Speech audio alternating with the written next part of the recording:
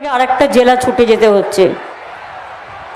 আমি 31শে মার্চ থেকে নর্থ বেঙ্গলে আছি এবং প্রোগ্রাম চলছে। শুধু একদিনের জন্য ঈদ মুবারক করবার জন্য রেড রোডের প্রেয়ারে গিয়েছিলাম, আর আমার একটা ইফতার ছিল, সেই জন্য আর একদিন হাফবেলা আমি দক্ষিণা কালিকার পুজো দিই প্রতি বছর, বিশেষ করে পয়লা বৈশাখের আগের দিন মানুষের কল্যাণ কামনা করে, সেই জন্য আমায় যেতে হয়েছিল। তাছাড়া আমি এখানে আছি। আমার সাথে রয়েছে আমাদের প্রার্থী ছিলেন বিপ্লব মিত্র, তিনি বালুরঘাটে গেছেন। মোশারফ ছিলেন, মোশারফও গেছেন বালুরঘাটে।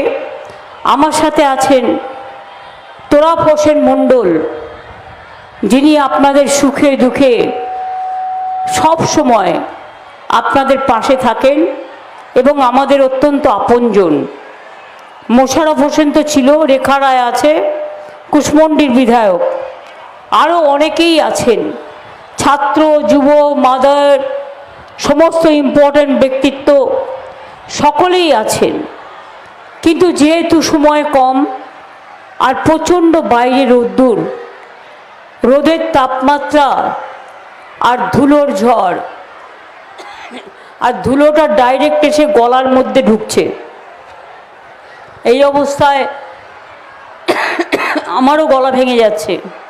পুরো ধুলোটা, পেছনের যে ধুলোটা, সেটা পুরো এসে গলার মধ্যে ঢুকছে। এই অবস্থায় আপনারা কিভাবে কষ্ট করে দাঁড়িয়ে আছেন, আপনাদের অনেক অনেক ধন্যবাদ, অভিনন্দন, কৃতজ্ঞতা, আসসালামু আলাইকুম, জোহার সবাইকে জানাচ্ছি। আপনারা জানেন বালুরঘাট ও গঙ্গারামপুরে আমাদের সরকার সুপার স্পেশালিটি হাসপাতাল তৈরি করেছেন। বালুরঘাটে বিশ্ববিদ্যালয়, মাঝি থানে উত্তরবঙ্গ কৃষি বিশ্ববিদ্যালয়ের ক্যাম্পাস, 3টে নতুন সরকারি কলেজ, হিলি, কুমারগঞ্জ, কুশমন্ডি, বুনিয়াদপুরে Eklavya model school, Balurghat airport, Buniadpur bus stand, Gangarampur তাঁত শিল্পীদের জন্য হাট, মার্কেট কমপ্লেক্স, নতুন প্রতিরাম থানা, বালুরঘাট সাইবার ক্রাইম থানা, বালুরঘাট মহিলা থানা, বালুরঘাট স্টেডিয়ামের আধুনিকীকরণ এবং উৎকর্ষ কেন্দ্র সহ অনেক কাজ আমরা করে দিয়েছি। প্রশ্নটা হলো, আজকে কি পশ্চিমবাংলার ইলেকশন? যখন বাংলার ইলেকশন হবে, আমাদের সরকার কি করেছে না করেছে আপনাদের প্রত্যেকটা হিসেব নিকেশ আমরা দেব। আজকের ইলেকশন তো দিল্লির ইলেকশন, মোদি বাবুর বিরুদ্ধে ইলেকশন। এই ইলেকশনে মোদি সরকারকে কৈফিয়ত দিতে হবে, বিজেপির গদ্দারদের কৈফিয়ত দিতে হবে যে তোমরা 10 বছরে কি করেছো মানুষের জন্য। জবাব চাই, জবাব দাও। এটা পশ্চিমবাংলার নির্বাচন নয় যে আমাকে কৈফিয়ত দিতে হবে। যখন পশ্চিমবাংলার নির্বাচন আসে, একবার কেন 1000 বার কৈফিয়ত দেবো, কারণ এটা মানুষ আশা করেন। আর আজকে আমাকে গালাগালি না দিয়ে কৈফিয়ত দাও, গদ্দার বাবুরা কি করেছো? একটা কাজ করেছো, একটা কাজ করেছো, হ্যাঁ করেছো, 100 দিনের কাজের টাকা বন্ধ করেছো, গ্রামীণ আবাস যোজনার টাকা বন্ধ করেছো, রাস্তার টাকা বন্ধ করেছো, সংখ্যালঘুদের স্কলারশিপ বন্ধ করেছো, ওবিসিদের স্কলারশিপ বন্ধ করেছো, গ্যাসের দাম বাড়িয়েছো, জিনিসপত্রের দাম বাড়িয়েছো, আর ওষুধের দাম বাড়িয়েছো, আর বেকারের সংখ্যা বাড়িয়েছো। সারা দেশটাকে বিক্রি করে দিয়েছো, ইতিহাস বিক্রি করেছো, ভূগোল বিক্রি করেছো, ধর্ম বিক্রি করেছো। শুধু মানুষে মানুষে আজকে দাঙ্গা লাগাবার খেলা চলছে।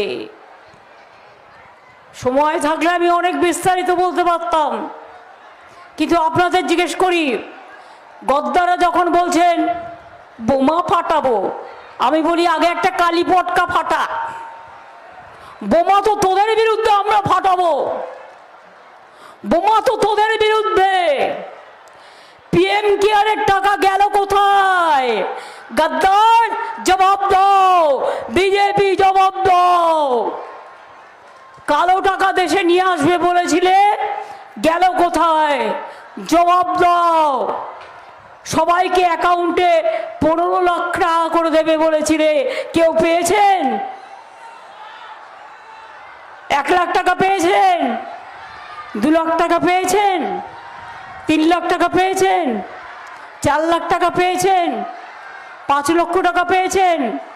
6 লক্ষ টাকা পেয়েছেন? 7 লক্ষ টাকা পেয়েছেন? 8 লক্ষ টাকা পেয়েছেন? ঠিক আছে, আমি 15 লক্ষ অবধি যাচ্ছি না, 50,000 টাকা কারো অ্যাকাউন্টে দিয়েছে? তার আবার বড় বড় কথা।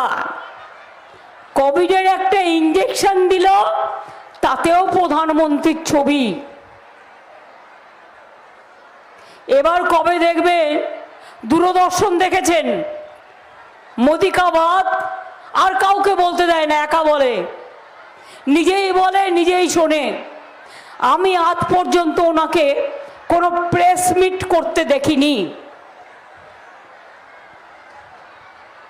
নিজেরাই সাজিয়ে গুজিয়ে কাউকে বসিয়ে একটা সোশ্যাল মিডিয়াতে তৈরি করে দেয়। জিজ্ঞেস করুন দূরদর্শনের রং ইলেকশন চলাকালীন এটা গেরুয়া কালার হলো কি করে? রেল স্টেশনের রং গেরুয়া কালার হচ্ছে কি করে? জিজ্ঞেস করুন সিভিল এভিয়েশনের রং গেরুয়া কালার হচ্ছে কি করে? আমাদের স্বর্গ, আমাদের গর্ব সেনাবাহিনী, তাদের বাড়িগুলো গেরুয়া কালার হচ্ছে কি করে? তাহলে যারা গেরুয়া কাপড় পরে সাধু হয়েছে ত্যাগ করে, তারা কোথায় যাবে? এটা তাদের প্রতি অসম্মান নয়? কাশিতে পুলিশকেও গেরুয়া পরিয়ে দিয়েছে। কবে বলবে দেখবেন সকালবেলায় গেরুয়া শরবত খেতে হবে?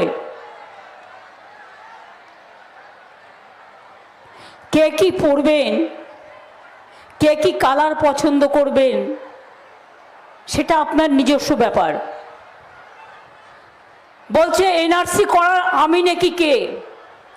আমি নাকি কোন হরিদাস পাল? আমি বলি আমি হরিদাস পাল নয়, তুমি নয় গুরুদাস পাল। এনআরসি করার অধিকার আমার রাজ্য সরকারের আছে। আমি যদি করতে না দিই, কারো ক্ষমতা নেই করবার, আমি করতে দেব না। করেছিলে তো, আসামে করনি? মনে নেই আপনাদের? 19 লক্ষ লোকের নাম বাদ দিয়ে দিয়েছিল। আন্দোলন করেছিল একমাত্র দল আমরা, কংগ্রেসও নয়, সিপিএমও নয়, অন্য কেউ নয়। তুই করার কে রে?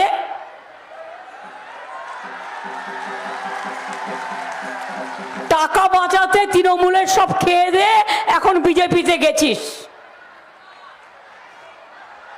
কার বিরুদ্ধে বোমা বাড়াবি? সাজিয়ে গুজিয়ে বোমা। মনে রাখবে, ওপরের দিকে থুতু ফেললে থুতুটা নিজের গায়ে লাগে।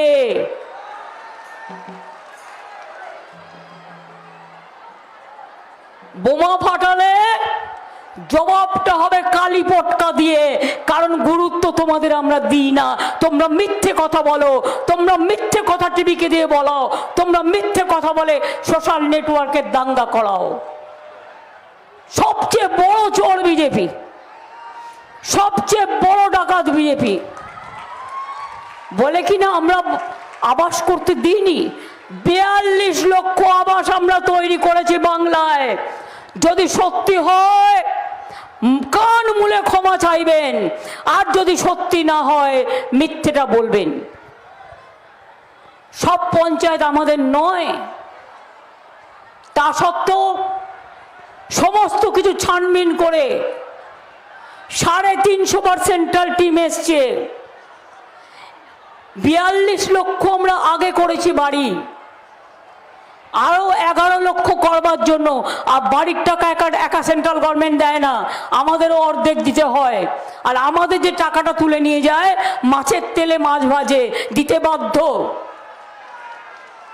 তাতেও মনে রাখবেন,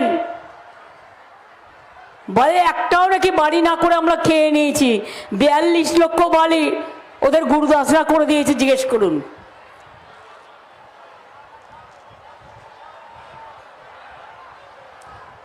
জিজ্ঞেস করুন হরিদাসা গদ্দর, তুমি কি ছিলে আর আজ কি হয়েছ? আঙুল ফুলে কলা গাছ হইয়া গেছো।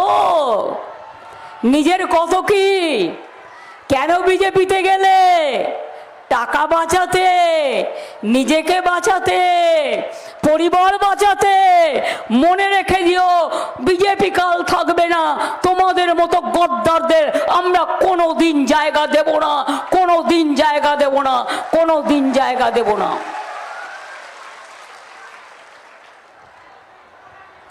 তাই জেনে রাখুন, এনআরসি হবে না। বিজেপি বলছে করতে হবে, আমরা বলছি হবে না। কে এত করে দেখলো, সবাইকে বললো অ্যাপ্লাই করতে, ইলেকশনের মধ্যে কেউ অ্যাপ্লাই করেছে? দরখাস্ত করলেই বিদেশি হয়ে গেল। মানে আপনার আধার কার্ড বন্ধ, আপনার প্যান কার্ড বন্ধ, আপনার সব কিছু বন্ধ, আপনার সব অধিকার কেড়ে নেবে। কেউ ভুলেও ক্যাঁ করবেন না। আর একটা করেছে ম্যানিফেস্টোয়ে, ইউনিফর্ম সিভিল কোড করবে। মানে কোনো ধর্মের কোনো অস্তিত্ব থাকবে না, কোনো স্বাধীনতা থাকবে না। তপশিলি ভাই বোনেরা, আপনাদের একরকম স্বাধীনতা। আদিবাসী ভাই বোনেরা, আপনাদের একরকম রীতি নিয়ম। সংখ্যালঘু ভাই বোনেরা, আপনাদের একরকমের রীতি নিয়ম। হিন্দু ভাই বোনেরা, আপনাদের একরকম রীতি নিয়ম। এক একটা ধর্মের এক একটা রীতি নিয়ম, সবটাই কন্ট্রোল করবে। আজকে যেখানে যেখানে বিজেপি ক্ষমতায় আছে, আমি এটা বলছি না যে মাছ মাংস ডিম আপনাকে খেতেই হবে, কিন্তু কে খাবে কি না খাবে সে নিজে ঠিক করবে, তাই তো? আপনি দুধ খান না, মাখন খান, ছানা খান, সোয়াবিন খান, বার্লি খান, দুধ খান, কেউ তো বারণ করেনি। যারা ভেজ তারা খাবে, আর যারা ননভেজ, ভেজে বরঞ্চ খরচা বেশি হয়। ননভেজে মায়েরা একটা মাছের ঝোল করে দিল, মাছের ঝোল ভাতে হয়ে গেল। আর ননভেজে নানা রকম পদ রান্না করতে হয়। তাই মনে রাখবেন, 80% লোক ইন্ডিয়াতে ননভেজও খায়।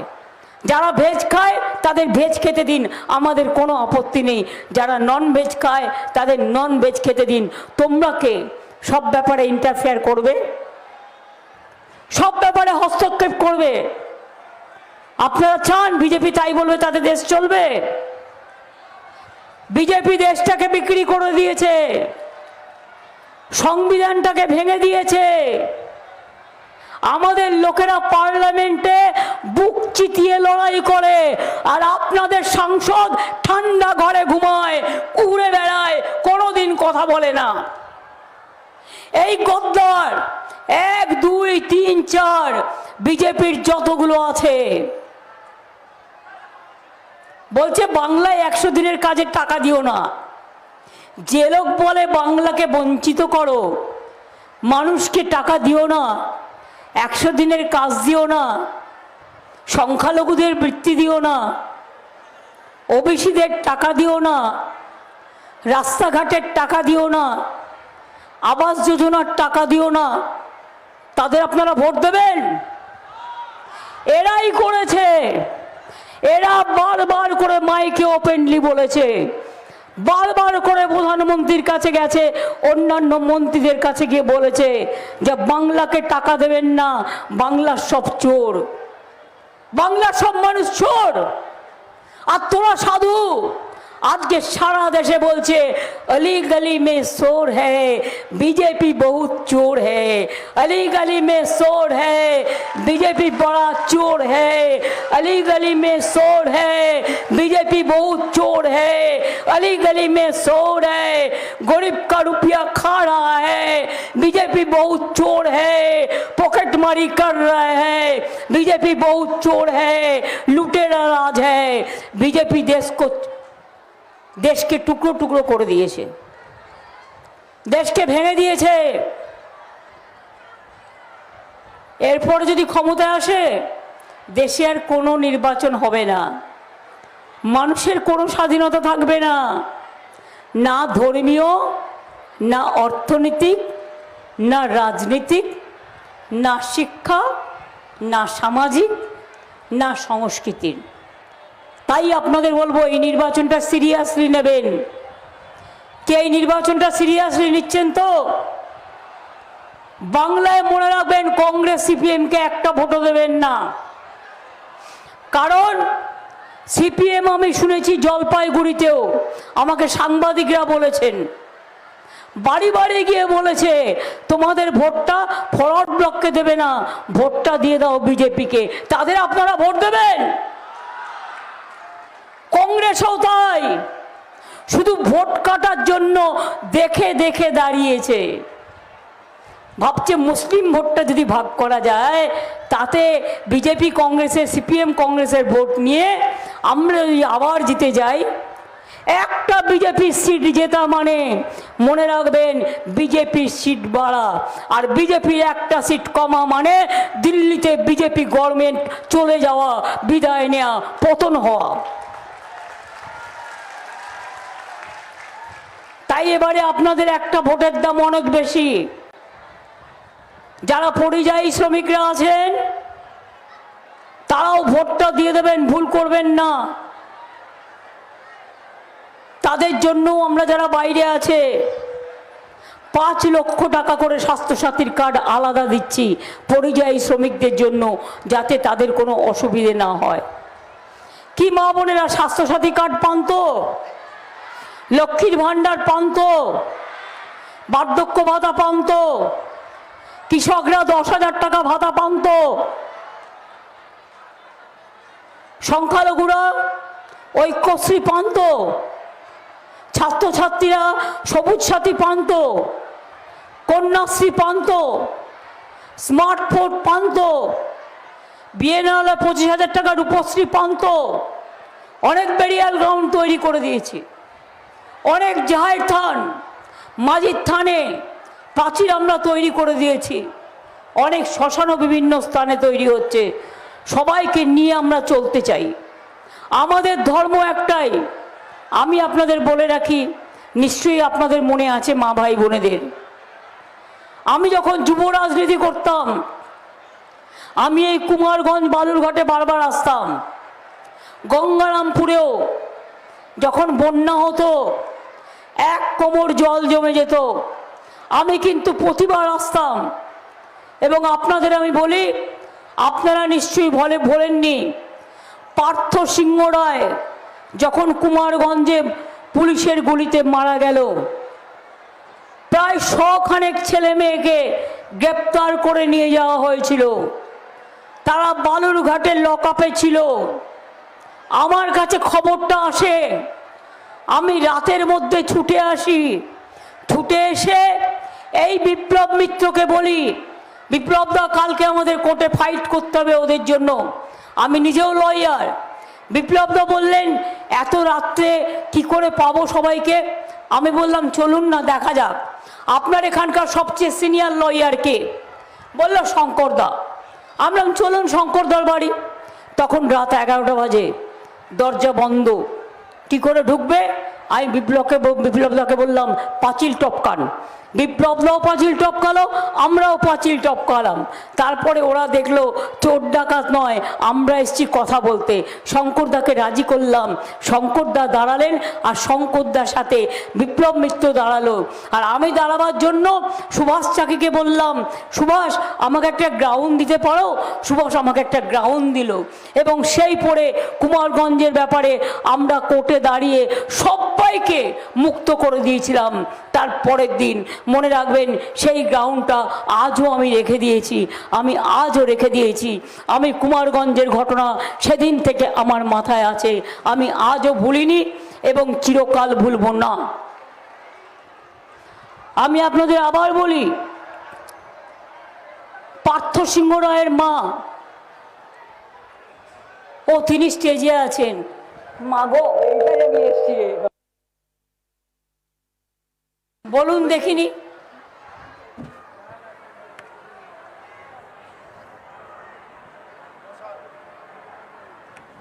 পার্থ সিংহ রায়ের মা, দেখুন আমি যদি কথাটা মনে না রাখতাম, আমার খেয়ালও ছিল না, সেদিনের পার্থ সিংহ রায়ের মা আজকে আমার এখানে এসছেন। আমি রিয়েলি কৃতজ্ঞ, এবং সেদিন যারা লড়াই করেছিল। তারপরেও কুমারগঞ্জে আমি অনেকবার এসছি, তাই আমাকে সবাই বলছিল মিটিং দাও বুনিয়াদপুরে, মিটিং দাও তপনে, মিটিং দাও গঙ্গারামপুরে। আমি বললাম অনেক মিটিং করেছি, হরিহরপুরেও করেছি, তপনেও করেছি। আজকে একবার, কালকে অভিষেক মনে হয় ইটাহারে করেছে, আজকে আমি এখান থেকে বালুরঘাট যাব। তা সত্ত্বেও আমি কিন্তু কুমারগঞ্জে একটা মিটিং করব। তোরাবকে আমি বললাম কি পারবে একদিনের মধ্যে করতে? বললো হ্যাঁ দিদি পারবো। আমি বললাম মেনি থ্যাঙ্কস, আমি এই মাটিটাকে ছুঁতে চাই, আমি আপনাদের ঈদ মোবারক জানাতে চাই, আমি আপনাদের যে যে পুজো আছে, আজকে মহাবীর জয়ন্তীও আছে, আপনাদের সবাইকে শুভকামনা জানাতে চাই। আগেও অন্নপূর্ণা পুজো হয়ে গেছে, সবাইকে শুভকামনা জানাতে চাই। যত উৎসব, সব উৎসবের শুভেচ্ছা শুভকামনা জানিয়ে বলি, কি ভাই বোনেরা খেলা হবে? মা বোনেরা খেলা হবে? খেলা হবে? খেলা হবে? খেলা হবে? খেলা হবে? সিএপিএফ নিয়ে এসে গুন্ডামি করলে রুখে দাঁড়াবেন তো? মুখে কিচ্ছু বলবেন না। আপনার যদি পথ আটকায় যে আপনি বেরোবেন না, বলবেন আমি ভোট দিতে যাচ্ছি, খবর দেবেন আমাদের পার্টি অফিসগুলোকে, আমরা সঙ্গে সঙ্গে চেক আপ করে পুলিশ গিয়ে আপনাকে পৌঁছে দিয়ে আসবে, ইলেকশনের লোক গিয়ে পৌঁছে দিয়ে আসবে। তার কারণ এটা ইলেকশনের নিয়ম, কারো ভোট আটকানো যায় না। এই জিনিস কুচবিহারে করেছিল। তাহলে এনআরসি হচ্ছে না, কে হবে না? বিজেপি ভারতবর্ষে এবার জিতবে না। আল্লাহর কাছে আর একবার প্রার্থনা করুন, মা বোনেরা উলুধ্বনি দিয়ে বলুন, শঙ্করধ্বনি দিয়ে বলুন, দোয়া করে বলুন, ভাইরা তালি দিয়ে বলুন, বিজেপি হটাও দেশ বাঁচাও, বিজেপি হটাও দেশ বাঁচাও, মোদিকে হটাও দেশ বাঁচাও। কি মা বোনেরা একটু শঙ্করধ্বনি হবে? সংখ্যালঘু মা বোনের একটু দোয়া হবে, একটু উলুধ্বনি হবে। আরে ভাইরা একটু তালি দাও। মায়েদের উলুধ্বনি আর দোয়া আর ভাইদের তালি, সব জায়গা থেকে বিজেপিকে সারা ভারতবর্ষে করব আমরা খালি, করব আমরা খালি, করব আমরা খালি, এই উদ্যোগেই আমাদের এগিয়ে যেতে হবে।